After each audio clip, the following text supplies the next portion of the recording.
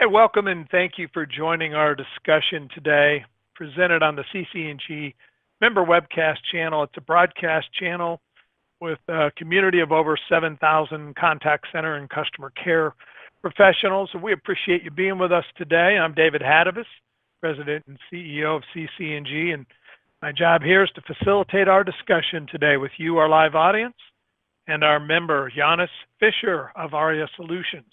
There's young Giannis. Brilliant guy, even a handsome dresser.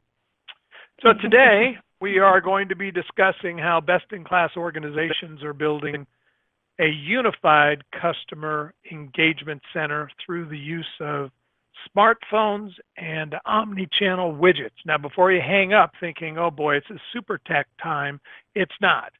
The rest of this is how you can empower your agents to focus on the business processes to better serve the customers, which means agent experience is going to improve and customer experience is going to improve. And I got assurance from Giannis that we're not going to go super tech here. So hang in there with us. For those of you that are new here to CC&G, we are a professional peer network for contact center and customer care management. Our members discuss topics focused on process improvements, staff challenges, impact of technology, and much, much more, and all relating to the ever-changing challenges of managing customer care through contact center. And as I said today, Giannis will lead our discussion to address issues on how contact centers evolve to allow customers to self-serve more complex tasks without agent involvement. During our interactive webinar today, we'll have a poll question. We always do. It keeps you on your toes, gets you to participate. So today we want to see if you are currently using or have plans to use any of these empowerment tools, softphone, OmniChannel Widget, and we appreciate your involvement. It makes it a lot more fun when the people participate. We'll get Giannis's take on all the replies at the back end before we go to Q&A. And throughout the interactive webinar today, last point, use the question box on your screen to submit questions at any time. We'll address as many as we get, time permitting, in our planned 45 to 55 minutes today for discussion.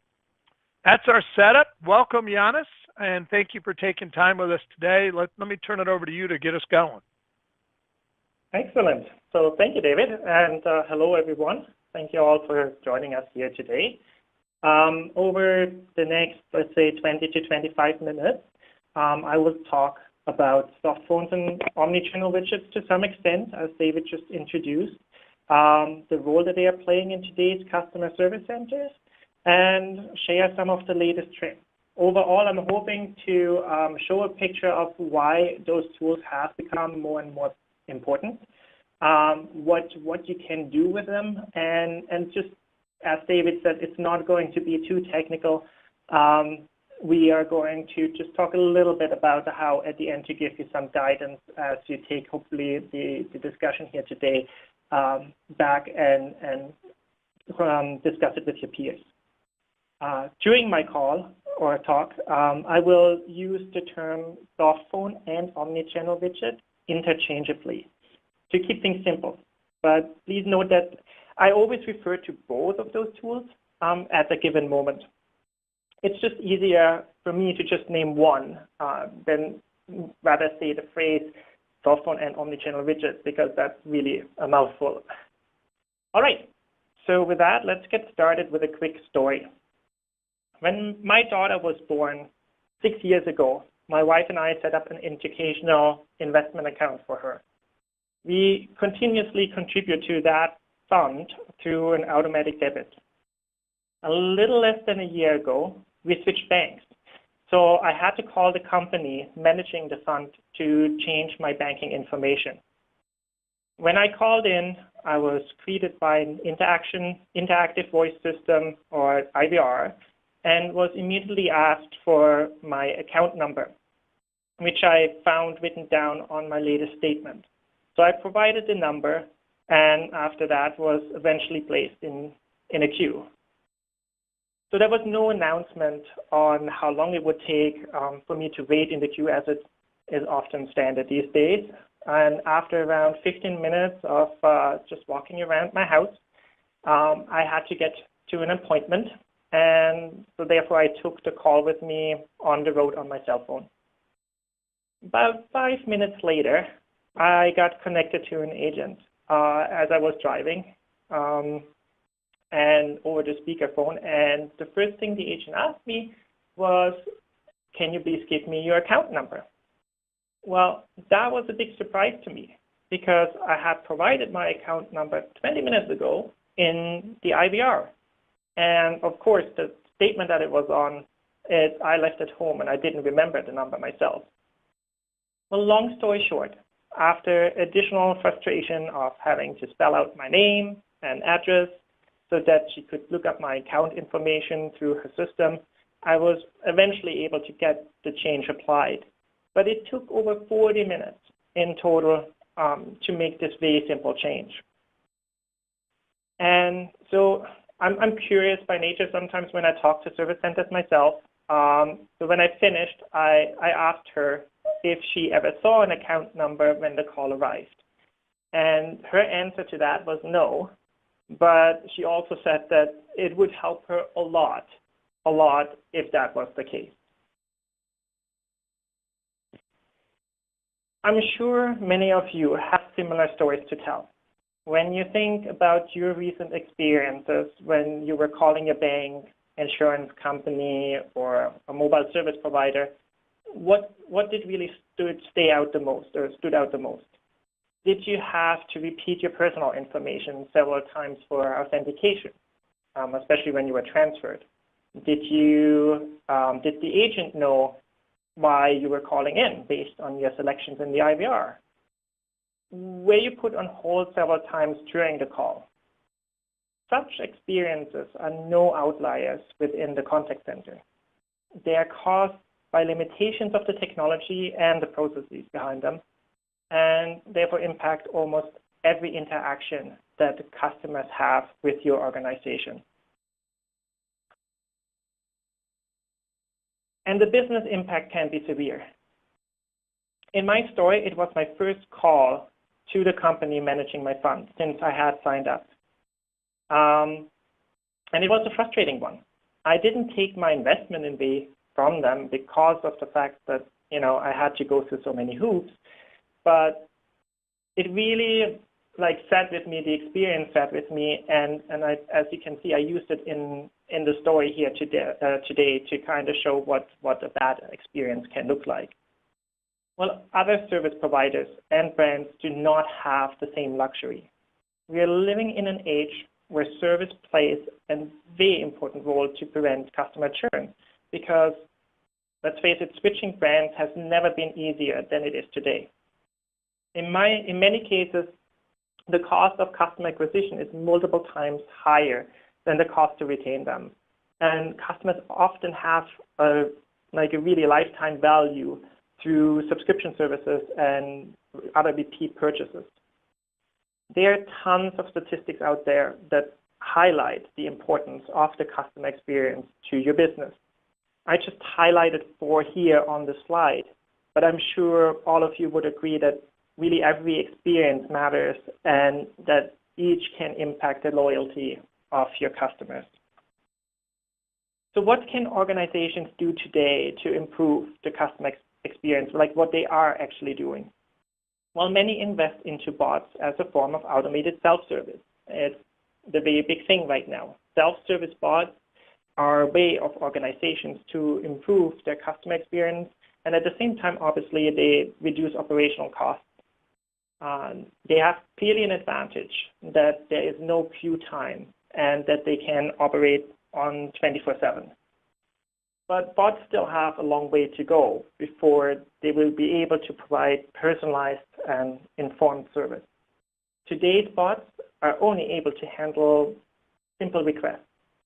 Most of them are not automated in a way that they can execute common business processes.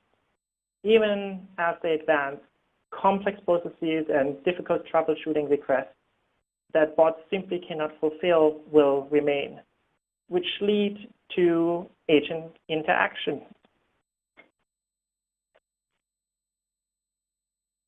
So I want to step back for a moment and take a look at 5 stages of a customer interaction, because it's important to realize that there are areas of the customer interaction that do get more attention and some areas that do not get as much attention when it comes to improving the overall experience.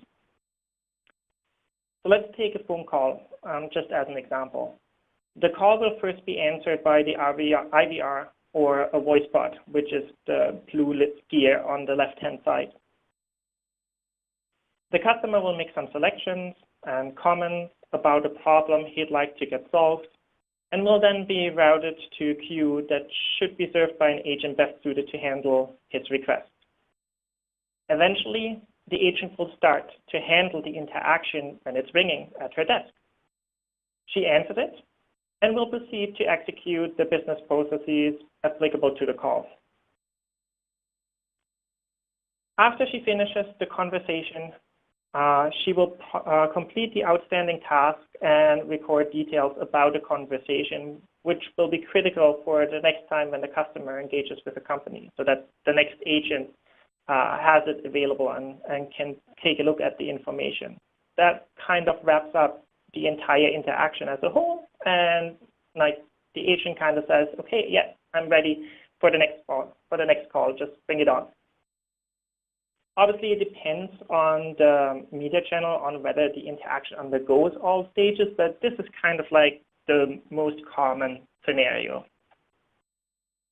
Well, when we look at those customer experiences and the improvements that I mentioned earlier, you will notice that their focus is on the bot and the process side of things.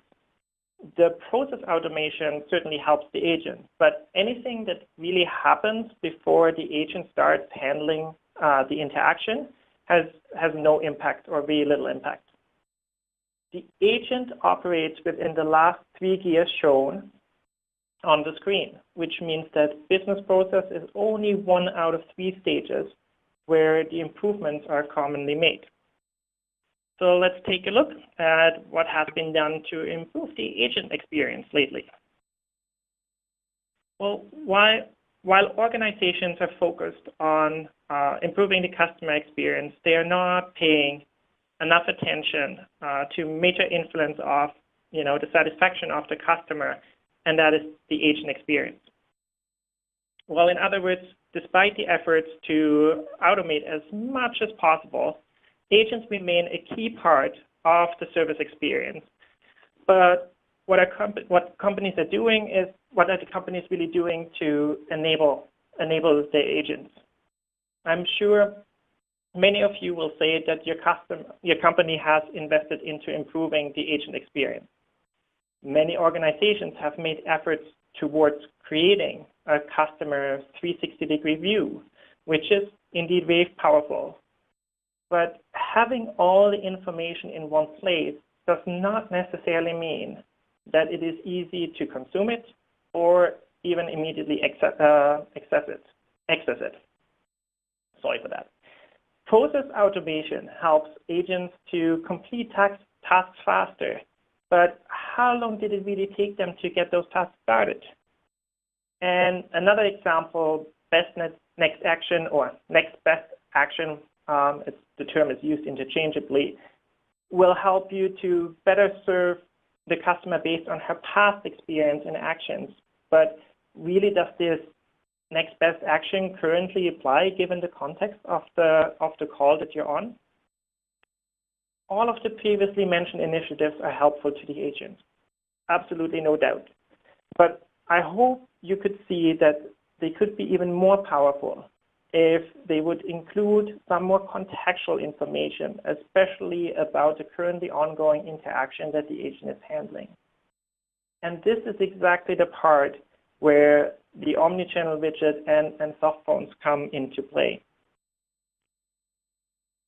Okay, so all the initiatives mentioned in the previous slide improve the business process. But the business process is wrapped into the handling of the interaction and the wrap-up tasks, as I explained earlier. This is what an agent does all day long. She accepts an interaction, processes the customer's business request, and wraps everything up before handling the next interaction. The softphone is involved at the beginning and at the end of each interaction and has a big influence on how quickly she can start the business process and how much the agent knows about a customer, which is especially critical for live conversations such as phone calls and chat, not as important for obviously email, messaging, etc. And when the conversation is completed, the OmniChannel widget ensures that the agent can transition to the next customer as quickly as possible while collecting important information about the interaction for the customer 360 view. And I think here's a good time, David, to maybe ask our poll question. Do you want to take it on?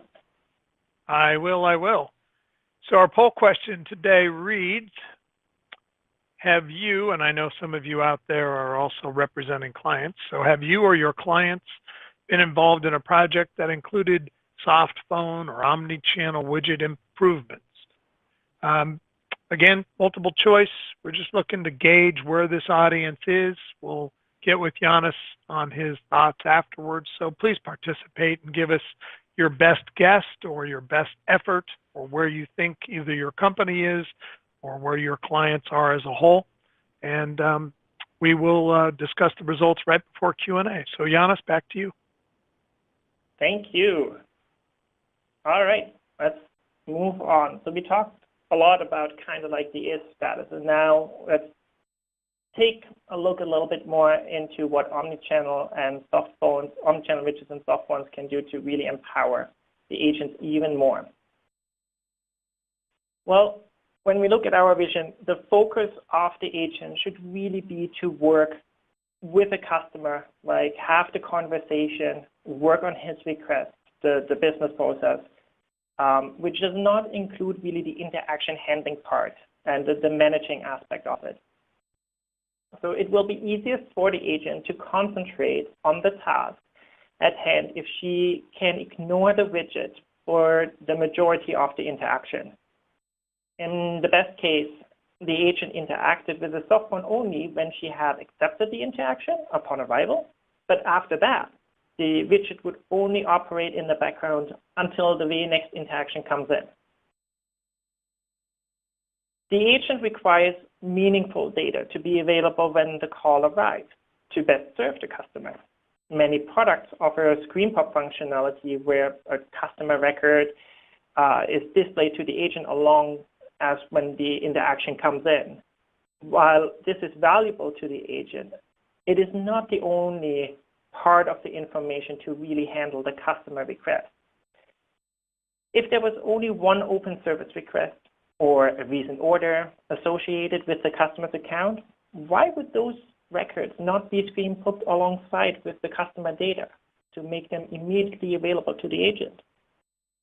Also, like if the customer provided any information representing the record in CRM, like a customer relationship management system, let's say the number of a previous closed service request, the agent would have immediate access to it as well.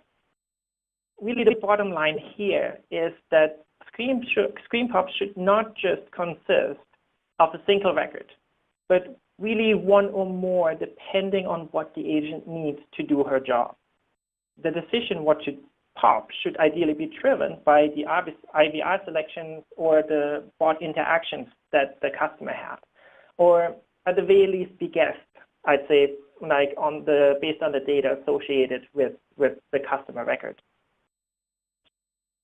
There's also transient data in the customer provided before the interaction reaches the agent.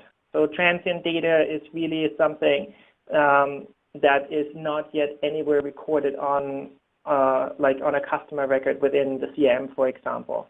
So that could be utterances in a conversation with a bot, like an utterance for an address that was used for authentication purposes. Could be a problem description. What else? Those are very common scenarios. which might not be stored in any associated customer record again. So it is critical that the agent has access to this information as well, because always it allows you to always kind of skip steps in the authentication process by confirming the information instead of asking for it again, or even just maybe copy and paste it between the soft phone and the CIM. This helps to speed up the process of acquiring critical information and reduces the friction introduced by asking the customer the same question over and over again.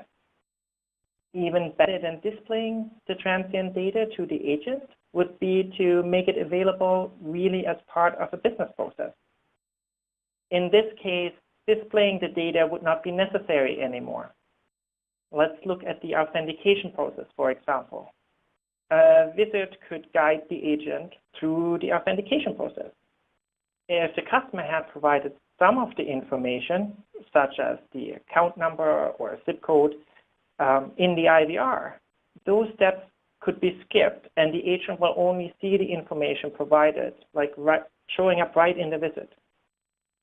There would not be the need for the agent to bring the soft phone to the front constantly and switching back and forth to review the information anymore. Everything would be happening within the CIM. And last, like with the search of digital channels such as Facebook, Messenger, and WhatsApp, agents need to handle multiple channels more and more. But many times, there are multiple platforms involved that deliver the interactions to the agent for those channels. This means the agents have to deal with multiple widgets at the same time. This means, excuse me, if this is the case, it is absolutely critical that those widgets collaborate to synchronize their present state. You certainly would not want that your agent walks away from the desk only marking themselves as busy in one tool, but not in the other. Then, it would continue to receive miss interactions through the other platform. That would be horrible. Overall, I just gave some examples of key areas we see that many tools can be improved to empower the users. I like to think of this as a form of agent orchestration that allows agents to get through the interaction with ease. But how is all of this possible? How is it possible to achieve what I just mentioned before in an environment using multiple platforms to handle your customer channel's needs? Well, the answer is APIs and integration. Since it is possible for companies to build products that handle all the business processes of your organization, or integrate all the different voice and omni-channel platforms in the market out of the box, the only option to create those experiences is by using the APIs provided by those platforms and building deep integrations between them. At Enterprise Connect this year, for just example, many panel discussions covered the topic of APIs as well as the role of developers in the customer service world. There was a clear need expressed for more APIs and talent to take those APIs and build experiences that will empower the agent and consequently improve his or her customer experience. His or her, not agent experience, and then consequently the customer experience. Now, APIs have existed before 2018, and many platforms have had them as a part of their portfolio. So what is the difference between then and now? Well, here we go. Looking at some of the latest contact center platform additions will actually shed some light on this. With Amazon Connect and Twilio Flex, there have been two strong players enter the market recently. Evidently, both offerings come with very feature-rich cloud platforms and a multitude of APIs, which have been in the market even before the contact center platforms came out. But one element that is very different between those offerings include client-side APIs that allows for integrations to be built inside an agent's browser. This really opens up a whole new world of agent desktop orchestration that easily combines the full context of an agent's situation. With those APIs and the APIs provided by current CRM providers, it is possible to understand at any point, what the agent is working on, what he sees on the screen, what the next steps of the process should be, and more. Fueled by the movement to the cloud, the browser really has become a central point where many, if not all, applications come together. And if those are really well integrated, it amplifies the agent's experience and the performance of the agent by large.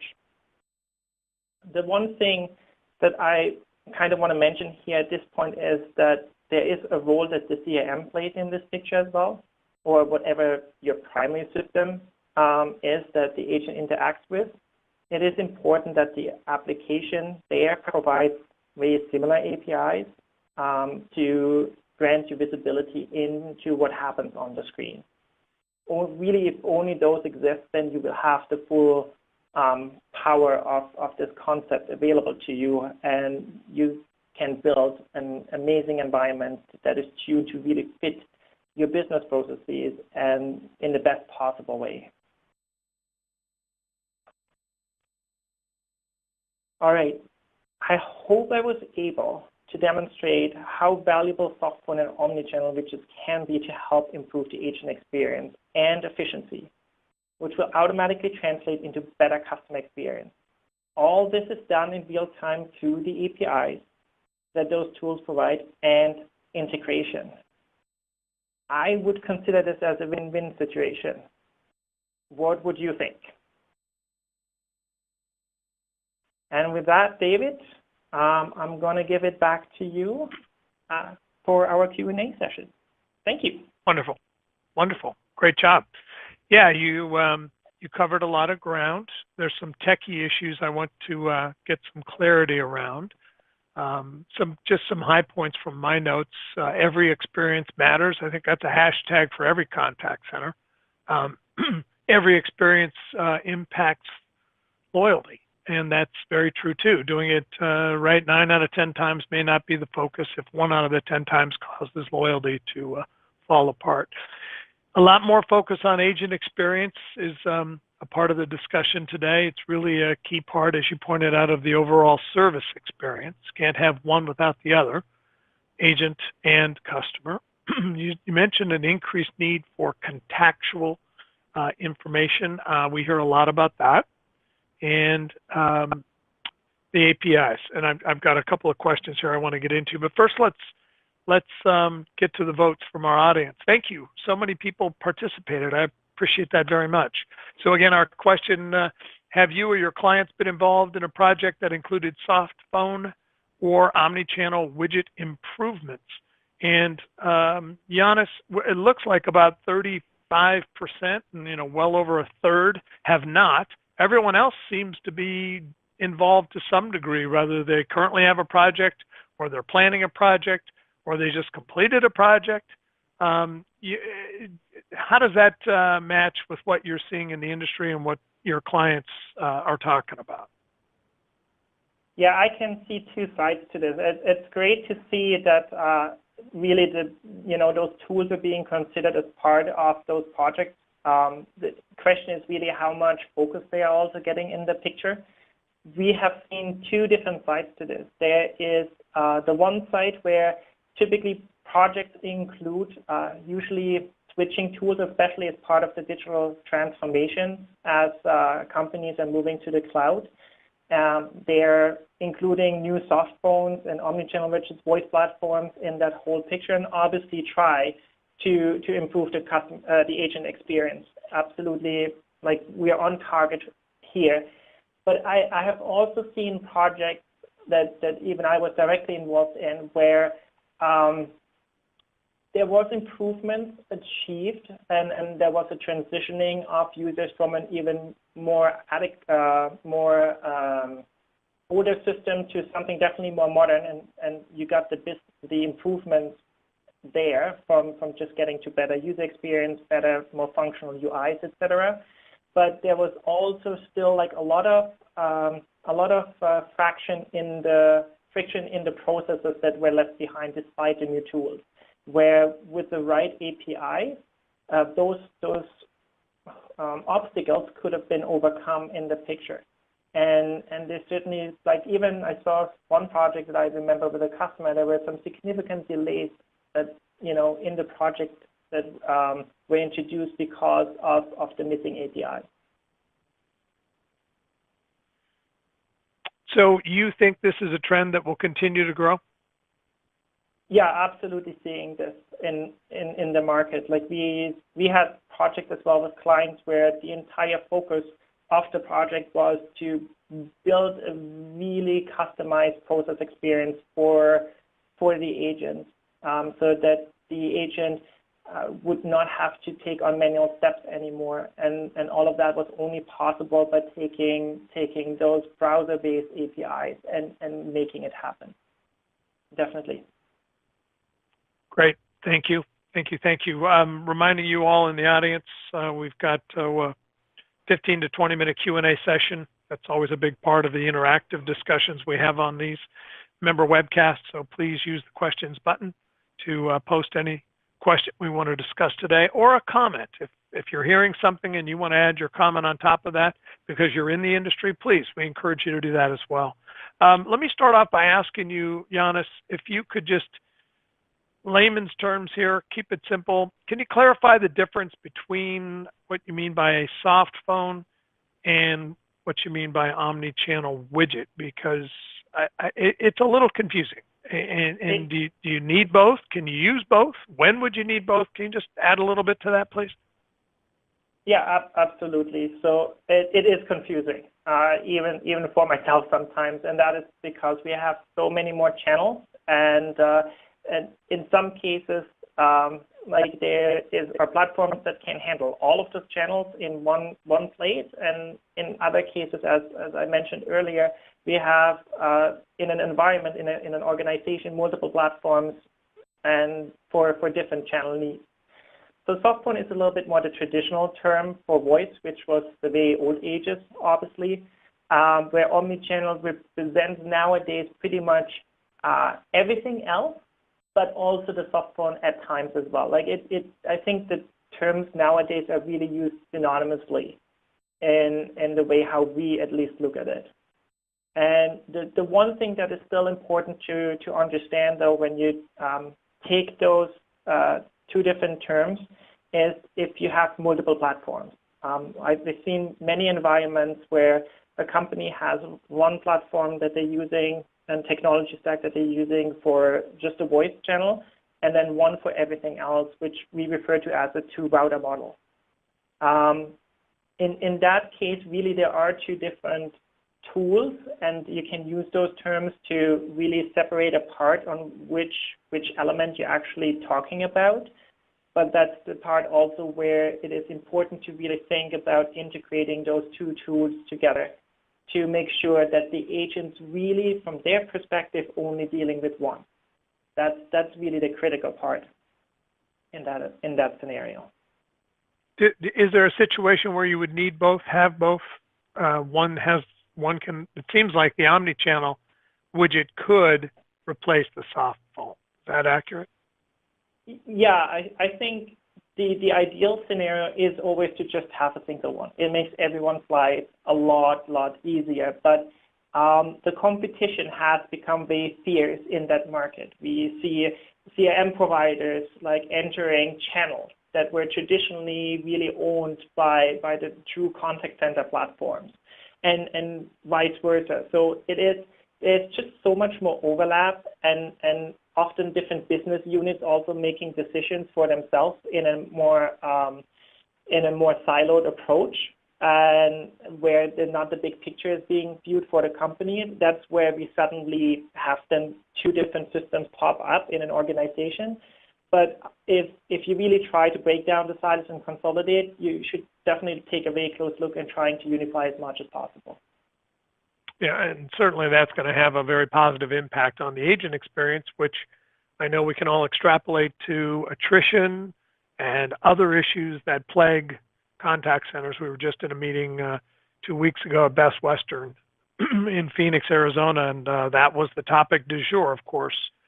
Contact centers in the greater Phoenix, Maricopa County area are plentiful, to say the least. So those operations which make it a little more cumbersome for the agent are at a distinct disadvantage. Speaking of the agent, I want to ask you, because you use the term agent's browser, and you talk about this, and I think most of us on this webinar are familiar with browser, but think of it as a web browser. Can you just give a high-level explanation of what you mean by agent's browser? Yeah, absolutely. 100% mean it's the web browser. That's really, it's the agent's web browser. I should have probably called it out in the full term. As mentioned earlier, really what we're seeing with the cloud movement, there's so many applications where you bring up a URL and open up in your browser, and then you go and run with it. Like, many agents don't really need more than the browser application, at least in many more modern contact centers that we've been in. And so that's the part where really more and more applications come together, including like one of the common ones is CRM, and then the channel tools like softphones and Omni-Channel Widget. And that opens up the door for really building those rich orchestrated experiences for the agents that, not only improve the experience and help with churn in the long term, but reduce training times, make it easier from a documentation perspective. There's a long list of little things on the side that are improving because we built this one unified user experience. There's a question here about implementing enhancements. Before we get to that, more and more conversation seems to be bringing into the discussion the particular CRM. And I think there's some confusion, certainly in my mind. We'll be at a meeting this week in Cincinnati. There'll be 30 different companies represented with 30 different combinations of customer interaction data and CRM. Can you just shed a light on how important the CRM is? A lot of these CRM users are Salesforce users, and Salesforce is quite the tool when it comes to open APIs and being able to do stuff. But the more choices, the more complicated. Can you speak a little bit in simple terms as to the impact CRM is and how it's changing these days in this overall integration of OmniChannel? Yeah, absolutely. So it's huge impact. As I tried to make the case earlier, like what we're seeing and what we're also working towards is to put more emphasis on when the agent is working on the CRM and less about the tools. We like to refer to break things up as like the getting it there part and the getting it done part. So the getting it there part is really everything like from the moment the customer hits the IVR to the agent answering the interaction. And then we get to the getting it done part, but that's really why the customer called in to begin with. They don't care about really getting how I get to an agent. I want to get there quick, and then I want to get my stuff done fast. That's really the core point. And in order to enable agents to get things done fast, they need to be able to focus like as much as possible on doing the work which is commonly done in CRM systems such as Salesforce or whatever primary system they're using. And that means like everything about that I think about managing the interaction needs to be like as far in my head as possible. I want to dive into the conversation. Hello, Mr. Customer. What can I do to help you? Or even better, say, hello, Mr. Customer.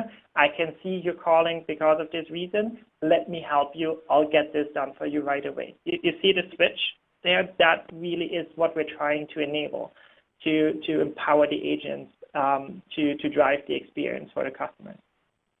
And when you think about Salesforce in that picture. Really, Salesforce is very feature-rich from an API perspective. Other tools have APIs in ways like sizes as well. The important part is to understand how do those APIs enable me to build user experiences. That needs to be a strong focus for the CRM implementations on their own. With the integration side of things, we need to put the agent more in the foreground. Absolutely. So shed a little light on time and cost standpoints when you're looking at implementing these types of enhancements. So from my personal experience, and obviously I have a technical background, and I've been involved in integration projects on various levels. I try not to get too technical right now. Integrations are always costly. Like, let's not make that mistake. The interesting part around it is that, like, when you have integrations that are being done between two systems in the background where they talk to one another, like, things get complicated very fast because you need to kind of see, okay, who is the user in system A, like the CRM, who is the user on the platform, voice platform side. Okay, I need you to, for instance, pause the recording, right? Let's take that as an example. Very complicated to do, lots of error points. On the browser side of things, like, this whole management around who is taken care by the browser itself, because the agents are logged in. Like, I have the identities, like, by just using the applications in the browser. And that actually reduces implementation costs, in my opinion. So it really helps and actually reduces, like, failure errors as well. So from an implementation point of view, I mean, obviously depends on the task of what you try to accomplish. But if you operate on a front-end side in a browser level, you typically get integrations implemented, like, significantly faster than when you have to do it with more adequate integrated APIs through the backend. Gotcha. Well, it's chicken or the egg, because we do hear a lot about we want to enhance our customer experience and thus our agent experience, being able to use a lot of these soft tools, but our CRM's not set up to do that. So, you know, where do we get started? And then it gets really messy and complicated. So thank you for breaking that down. This question reads, you know, and we hear this a lot, and I think it was Noel from your team suggested that the volume of channels is going to continue to grow and grow upwards of 10 plus, 15 plus, maybe even 20. And so obviously this whole mix of OmniChannel becomes critical. But this question reads, I have a team dedicated to handling chat and email and not taking calls. So that's a typical scenario, I think, for some.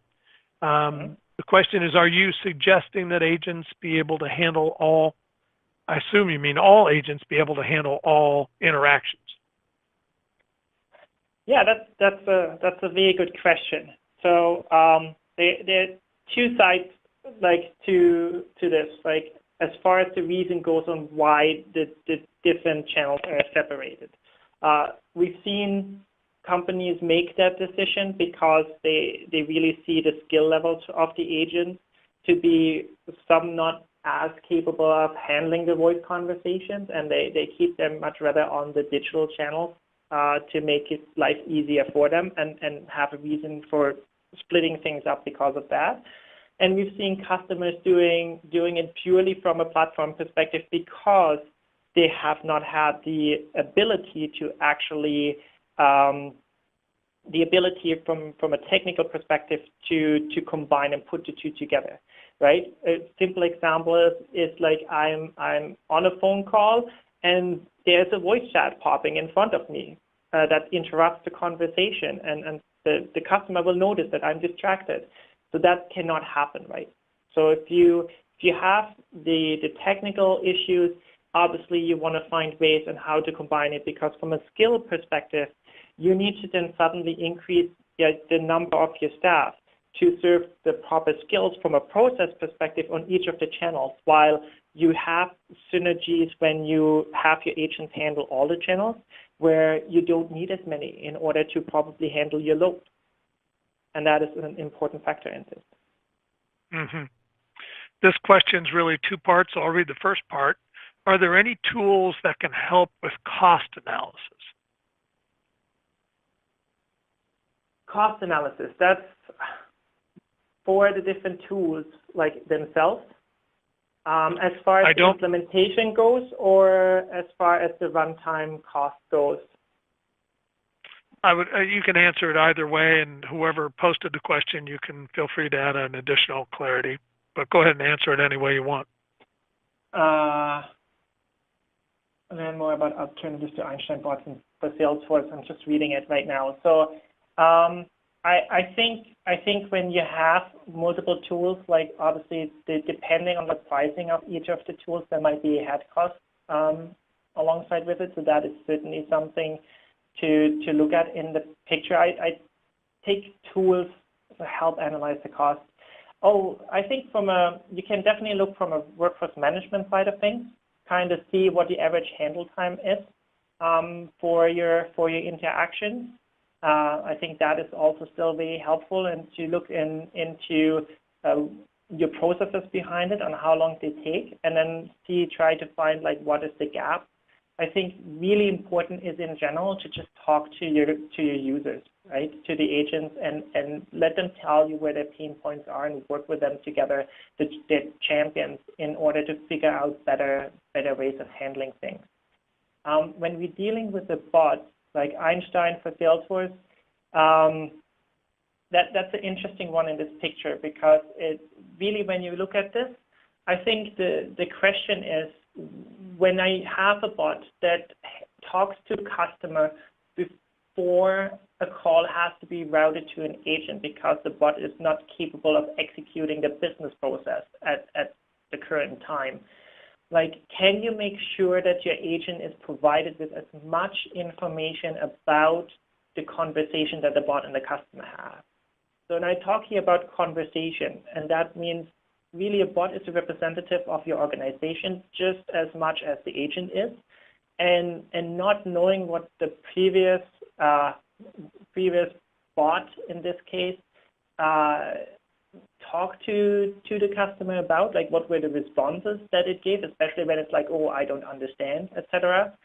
And what information the customer provided is critical, so that you don't go through a bot experience and ask you for an address and, did I get this right? No. Did I get this right? I say no again. Okay, let me find someone to help you. And then the next thing the agent is saying, like, well, can you tell me your address again? My answer would be, for crying out loud, I just did it 3 times. Why do I have to do this again? It just escalates. But if I come back as an agent and say, hey, I roughly get what you were trying to say here from an address perspective. This is what the bot really understood. I'm sorry that it didn't get it. Can you just tell me really what we were missing in the picture? It immediately de-escalates it. Good point. Good point. I hope I was able to answer the question in that sense. Yeah. You touched on the second part of that question. Where can we learn more about alternatives to Einstein bots for Salesforce? Is there anything else you want to comment there?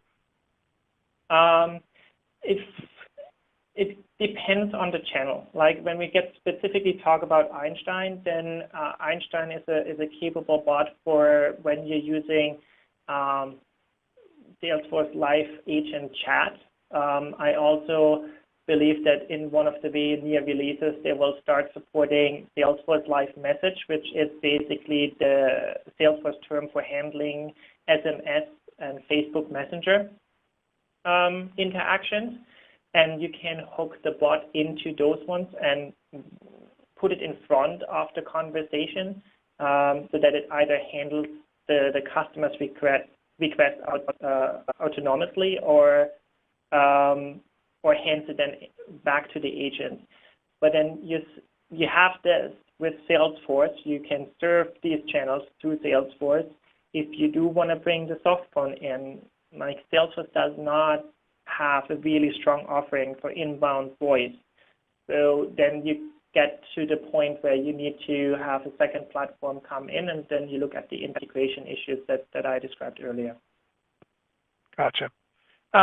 Before we let you go, last question here, and you talked a lot about this, but I'll just ask it again.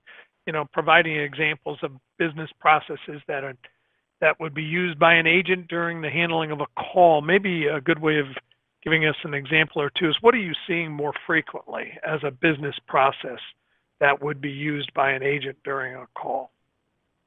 Yeah, so like authentication is definitely one of the top ones that many people use for examples, but it's also one of the things that can take a lot of time and has certainly a lot of space for improvement. I worked with a customer in the past that it's less of a business process, but it's still that really impacts the agent, but it's a critical business process from a reporting perspective.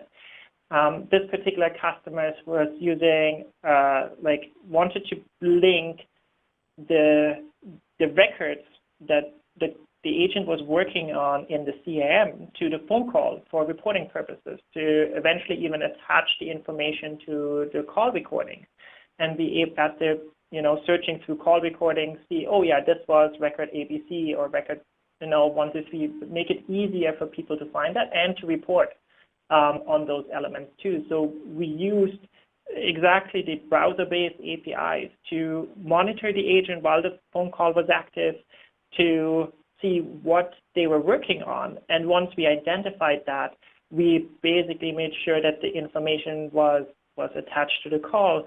And now they're even looking at it the other way around, where they want to know, like, okay, what was the customer's phone number? What was the number that they dialed, even more importantly?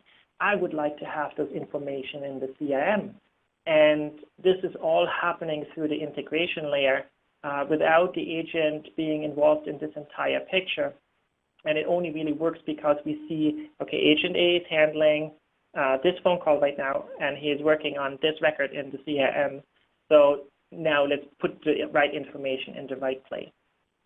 Less impact on the agents. They don't need to follow a difficult process to enable the reporting side of things. So that I think is hopefully another good example for people to look at this and looking at that is. And capabilities. It also gives you, at least gives me a visual image of how these pieces work together, the integration with the existing platforms that are in place, and using the, as you said, the browser for API changes. So, and less daunting, I think, especially if you tackle, one challenge, looking back at what your agents are struggling with the most and trying to, whether it's authentication or something else. I do love your comment there about the bot represents the company just as the agent does, and I think that's fantastic as a takeaway for us. So thank you for dealing with all those questions, and thank you for those of you that posted those questions. If you have more questions, you can certainly reach out to us or to Giannis directly. You'll get the information here shortly, and I'm sure he can also connect with you on LinkedIn. So as we wrap up, just a few reminders. You can join CC&G in the conversations like we've had today on LinkedIn, as I mentioned. We recently rebooted our group so that group members and CC&G members can post questions strictly. So no promotion, it's strictly questions. Everyone's welcome to answer. So again, if you want to consider additional conversation, you can do so there. We welcome that interaction. Also appreciate you sharing your thoughts about today, either as the announcement says through your social channels at CC&G Network. Please loop us in, or through the email you'll be receiving shortly. Make note of the attachments. I know a number of you have gone there and downloaded a couple of things, so that's good.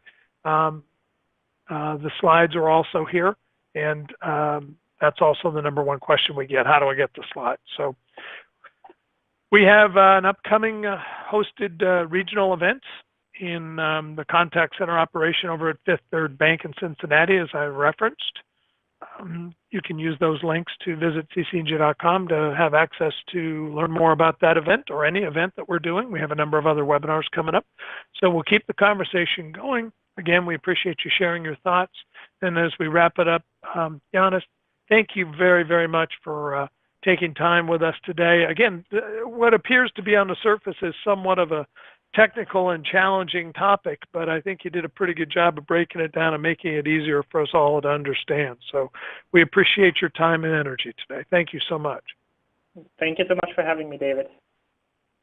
Thanks, everyone. We'll wrap it up there.